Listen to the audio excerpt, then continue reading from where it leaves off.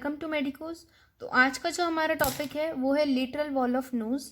हाँ, हमने पहले इसके बारे में पढ़ा था, पर आज हम पढ़ेंगे इसकी कॉन्का और मियोटिस के बारे में।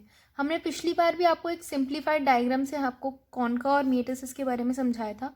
वो डायग्राम कुछ ऐसे था, लाइक अगर ये हमारी लेटरल वॉल्स है दोनों नोज़ की, बीच में यहाँ पे एक सेप्टम प्रेजेंट है, यहाँ पे दोनों साइड हमारे पास तीन तीन कॉन्कास प्रेजेंट है, या आप टर्बिनेट्स बोल सकते हैं। तो ये तीनों तो कॉन्कास होगा और इनके बीच के स्पेसेस को हमने क्या कहा, मियोटस।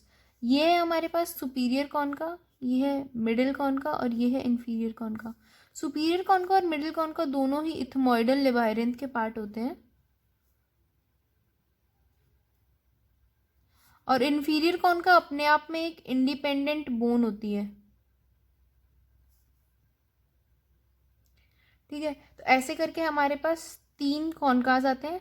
फिर हमारे पास जो मियोटिस हैं वो इस तरीके से होते हैं। इन्फीरियर कॉन्का के नीचे वाले स्पेस को हमने बोला इन्फीरियर मियोटिस, देन मिडिल कॉन्का के नीचे वाले स्पेस को हमने बोला मिडिल मियोटिस, देन हमने सुपीरियर कॉन्का के नीचे वाले पार्ट को बोला सुपीरियर मियोटिस। फिर सुपीरियर मियोटिस के ऊपर भी एक ट्रायंगुलर शेप्ड एरिया होता है जिसे हम बोलते हैं स्फीनो इथमोइडल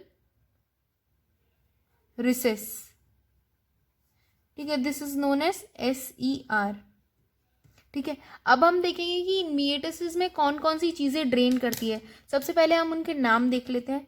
तो हमारे पास आती है एक नेजोलेक्राइमल डक्ट, देन हमारे पास आता है कुछ साइनसेस आते हैं। हमारे पास कुछ पैरानेजल साइनसेस होते हैं जिनकी डिटेल हम पैरानेजल साइनसेस वाली वीडियो में पढ़ेंगे। बाकी एक बार आपको साइड में बता देती हूँ। हमारे पास आता है frontal sinus, frontal air sinus भी बोल सकते हैं आप इसे। देन आता है एक मैक्सिलरी साइनस, देन आता है हमारे पास इथमोइडल साइनस, देन आता है स्फिनोइडल साइनस। ठीक है, इथमोइडल साइनस के हमारे पास दो पार्ट होते हैं, anterior ethmoidal and posterior ethmoidal. ठीक है, कुछ कुछ बुक्स में मिडिल इथमोइडल पार्ट भी दे रखा है इसका, लाइक BD चौरसिया में इसका मिडिल इथमोइडल पार्ट भी डिस्क्राइब्ड है। तो हमारे पास सबसे पहले आती है नेजोलेक्राइमल डक्ट, फिर आता है हमारे पास फ्रंटल साइनस, फिर आता है हमारे पास maxillary sinus, then comes anterior ethmoidal sinus,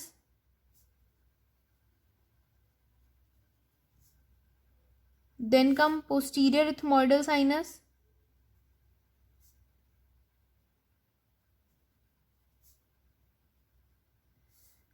then come sphenoidal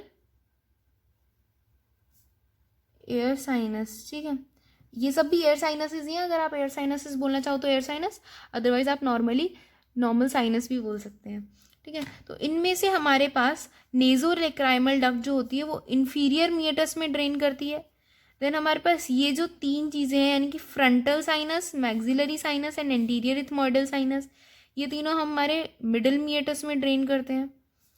फिर पोस्टीरियर इथमोइडल साइनस, ये हमारे सुपीरियर मियोटिस में ड्रेन करता है। फिर आता है स्फिनोइडल साइनस, ये हमने आपको बताया था स्फिनो इथमोइडल रिसेस के बारे में, ये वहाँ पे ड्रेन करता है। ठीक है, तो ये सारी जो चीज़ें हैं ये हमारी लेटरल वॉल ऑफ नोज के मियोटिस में ड्रेन करती है। अब हम इसे डायग्राम के थ्रू देखते हैं, तो हम इसे इस डायग्राम के थ्रू समझ सकते हैं। ये लेटरल वॉल ऑफ नोज का डायग्राम है। आफ्टर रिमूविंग द कॉन्का हम इसे देख रहे हैं। तो हमारे पास ये है सुपीरियर कॉन्का, सबसे छोटा होता है सुपीरियर कॉन्का। फिर उसके बाद हमारे पास आता है मिडिल कॉन्का, फिर आता है इन्फीरियर कॉन्का। ठीक है, तो सुपीरियर कॉन्का के नीचे वाला पार्ट हो गया सुपीरियर मियोटिस, इन्फीरियर कॉन्का के नीचे वाला पार्ट हो गया मिडिल मियोटिस। मिडिल मियोटिस काफ़ी इंपॉर्टेंट है क्योंकि इसमें हमने देखा था पिछली बार कि तीन तीन चीज़ें इसमें ओपन हो रही है, तो ये बहुत इंपॉर्टेंट है। फिर हम देखें इन्फीरियर कॉन्का के नीचे वाले पार्ट में आता है inferior मियोटिस।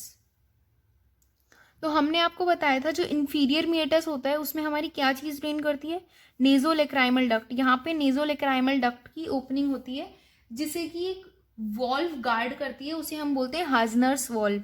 It is guarded by Hasner's valve.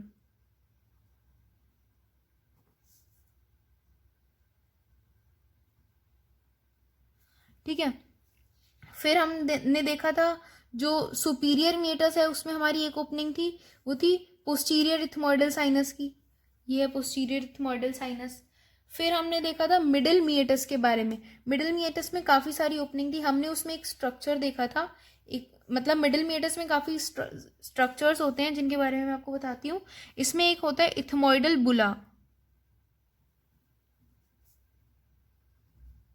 ठीक है. ये इथमोइडल बुला जो होता है ये राउंडेड एलिवेशन होता है. ये क्यों प्रोड्यूस होता है? क्योंकि इधर नीचे हमारे पास मिडिल इथमोइडल साइनस प्रेजेंट हुआ है. मिडिल इथमोइडल साइनस के बारे में मैंने आपको बताया था, कुछ कुछ बुक्स में दे रखा है, कुछ में नहीं दे रखा. तो बीडीसी के अकॉर्डिंग अगर अपन देखें तो यहाँ पे जो इथमोइडल बुला है, यहाँ पे नीचे, इसके नीचे मिडिल इथमोइडल साइनस प्रेजेंट होता है.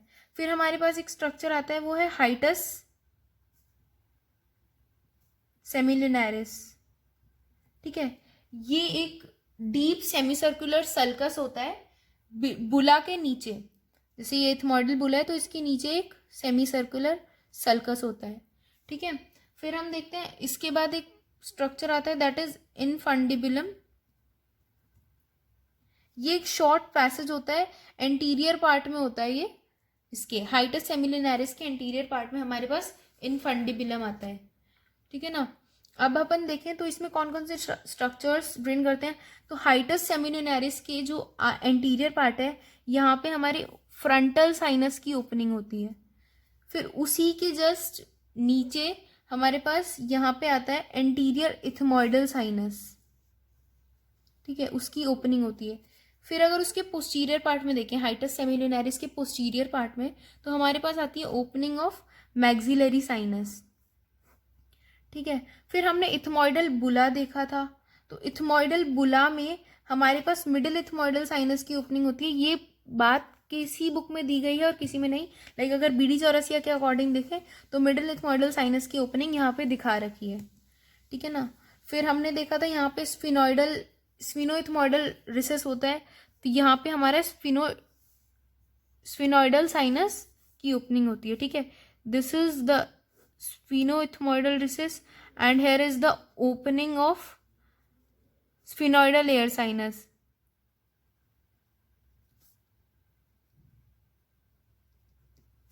ओके.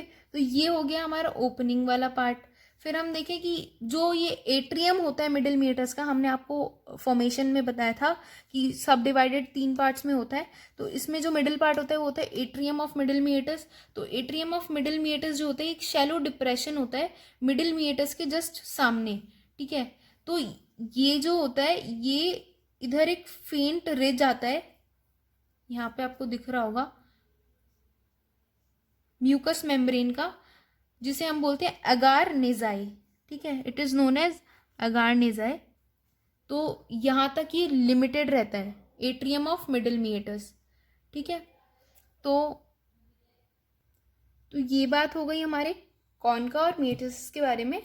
तो साथ ही साथ हम लेटरल वॉल ऑफ नोज की आर्टीरियल सप्लाई और नर्व सप्लाई भी देख लेते हैं. तो इन डायग्राम्स के थ्रू देखते हैं. वैसे तो आर्टीरियल सप्लाई और नर्व सप्लाई बिल्कुल नेजल सेप्टम के जैसा ही है. अगर आपने वो वीडियो नहीं देखी तो जल्दी से देख लीजिएगा, डिस्क्रिप्शन बॉक्स में लिंक दिया हुआ है. तो पर फिर भी मैं एक बार आपको समझा देती हूँ.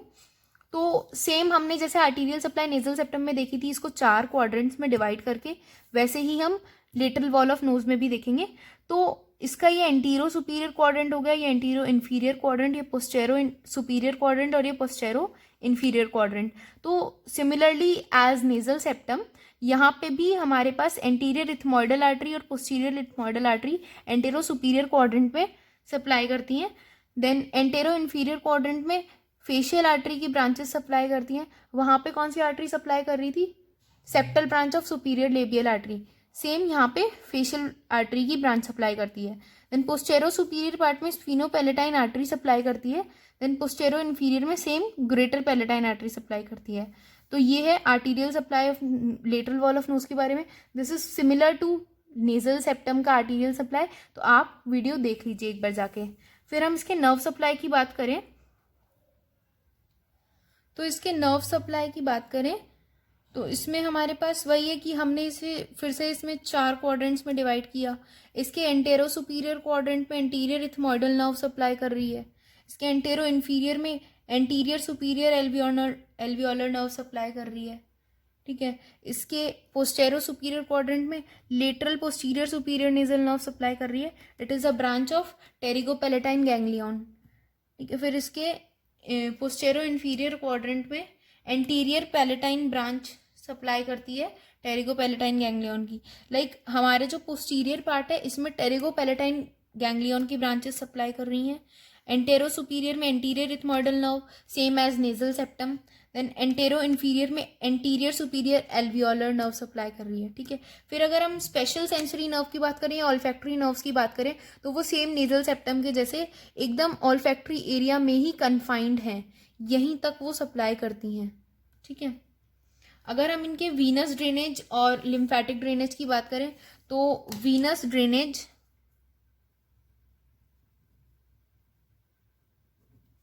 ड्रेनेज भी सेम है नेजल सेप्टम की जैसे। एंटीरियरली जो होता है ये फेशियल वेन में ड्रेन करता है। ठीक है, और पोस्टीरियरली ये फेरेंजियल प्लेक्सस ऑफ वेन्स में ड्रेन करता है।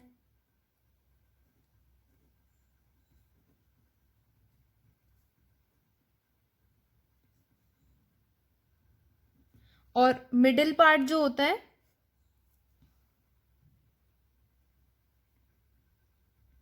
वो ड्रेन करता है टेरिगोइड प्लेक्सस में।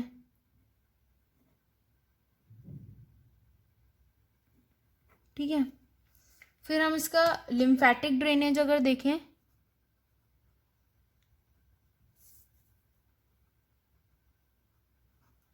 तो वही anteriorly it drains into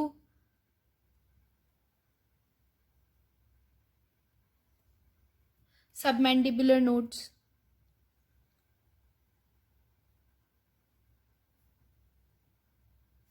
then posteriorly वही सेम है, रेट्रोफेरेंजियल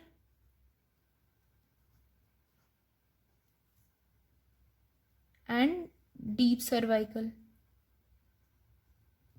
ठीक है, this is all about the arterial supply, nerve supply, venous drainage and lymphatic drainage. This is almost same with nasal septum, तो आप उसकी वीडियो ज़रूर देख लीजिएगा एक बार। Thank you so much.